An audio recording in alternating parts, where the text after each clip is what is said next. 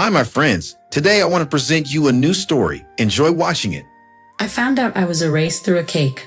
Scrolling mindlessly before bed, I saw it. Darcy, arms around our mom, standing beside a 3-tier cake that read "Legacy Secured" in gold frosting. Below the post were dozens of comments. "So proud of you, Darcy. You deserve it all. What a beautiful family moment." Not a single tag. Not even a mention of me. At first, I thought maybe they'd forgotten to invite me, perhaps an oversight, a last-minute thing. But then I noticed something chilling. The celebration was held in our summer house. My summer house. The one I spent 2 years renovating after it fell into ruin. My name, once carved onto the wooden mailbox with my father's, had been freshly painted over. After my father's untimely death, things changed drastically in our family. I didn't cry. Not yet. I just sat there, staring at the screen, the cold glow of it reflecting in the framed photo of me and Mama on my nightstand. She was holding up the pearl locket she gave me on my 30th birthday, the one she said I'd earned for carrying the family when no one else could. Now, even that felt like a lie. I dialed her number. She answered on the 4th ring. "Violet?" Her voice was tight. "I saw the pictures, Mama." A pause. It was Darcy's big day. We didn't think you'd want to be there. You didn't think, or you didn't want me there? Another silence. And then in that maddeningly sweet voice she used to settle arguments between toddlers, she said, "Let's not make this dramatic." I hung up. I couldn't sleep. I wandered the apartment barefoot, my mind racing, circling. I opened my old file box, the one marked family, and began pulling receipts, bank transfers, hospital copays, the legal fee I paid when Dad had that zoning issue with the orchard, the tuition advance I gave Darcy when she dropped out of grad school the first time. The folder was thick. I poured wine. I didn't sip it. I drank it. Then I opened my email and searched keywords. Trusts, inheritance, property. There, buried in a 2017 thread, I found it, an email from our old lawyer with a PDF attached. The subject line, "Final draft of shared ownership agreement." I clicked. Page 2, Clause 6b. Both Violet and Darcy Belleros are equal co-beneficiaries and co-owners of the family estate and all associated assets unless altered by mutual consent or legal arbitration. My hand trembled. And then, as if summoned by the devil herself, a message buzzed in from Darcy. "Darcy, I guess you've seen it now. I won't apologize for doing what's right for the family. Some people were never meant to carry the legacy. You just paid for it." I earned it. I stared at the screen, then quietly set the phone down on the counter. And for the first time in my life, I felt something sharper than grief, resolve. 2 days later, I stood outside our family's law office, the same one I paid to renovate 5 years ago, clutching a folder filled with bank statements, emails, and heartbreak. Inside, I wasn't greeted. Darcy was already there. She wore white. Not the white of innocence, but the white of someone staging a performance. Perfectly ironed silk, soft waves in her hair, and that smug, sickening smile. "Violet," she said, crossing her legs with theatrical grace. "You look tired." "I've been busy collecting evidence," I replied, holding her gaze. She leaned forward, a subtle flick of her wrist revealing a diamond bracelet I'd once gifted her after her first divorce.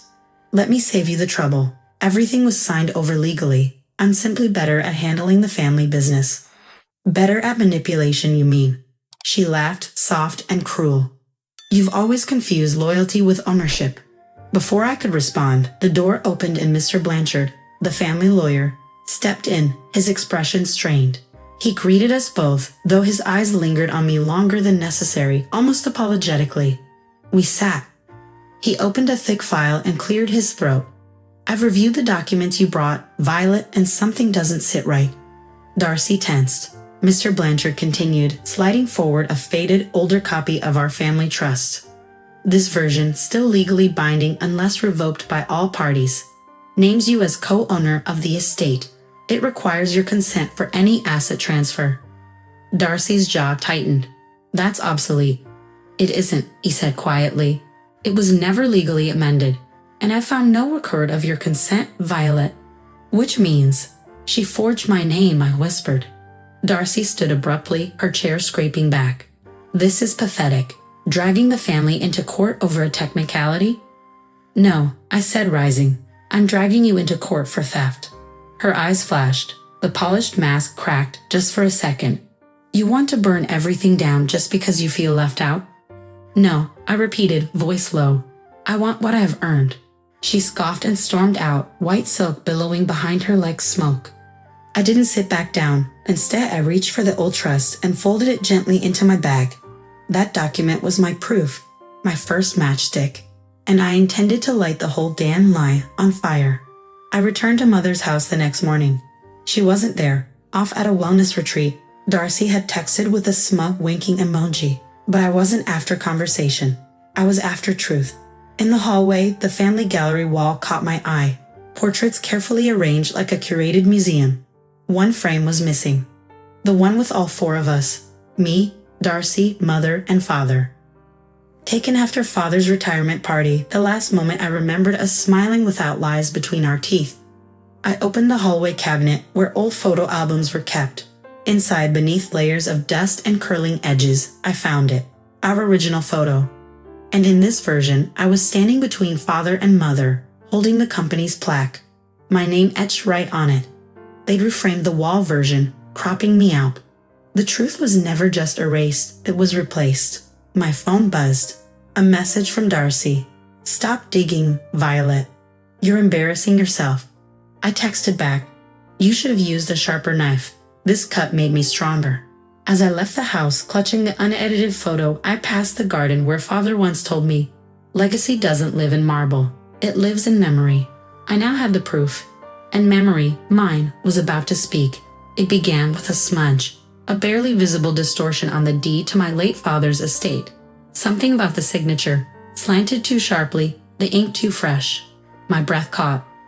I ran my thumb across it. My father never signed this. Grief tangled with fury. I contacted Lennox, my former colleague and the only person I trusted with a storm this size. "I need your help," I said. They forged his name. They took everything. Within days, we were sitting across from my family at Mother's dining table. Darcy in pristine white, Mother silent, eyes lowered. I placed the original photo on the table, the family portrait they tried to replace. My name, my presence, etched clearly on its frame. "This was mine too," I said, voice steel. "And I'm not leaving quietly." Darcy sneered. "You're grasping at shadows." Lennox laid out the documents. "These shadows speak in legal terms." And soon they would speak in court. The courtroom was colder than I remembered. Or maybe it was just the silence as Darcy strutted in. White blazer sharp as a blade, her eyes flicking past me like I didn't exist. Lennox stood beside me, calm, steady.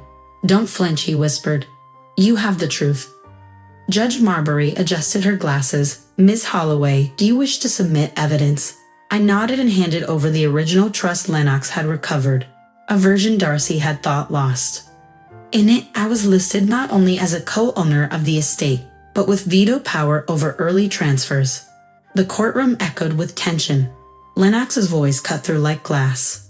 "Your Honor, the clause from the original trusts, signed and witnessed, clearly grants Ms. Violet veto authority over any estate transfers made before the father's passing. This forgery, submitted by Ms. Darcy, is not only invalid, it's criminal." Gasps rippled. Darcy's smug smile cracked.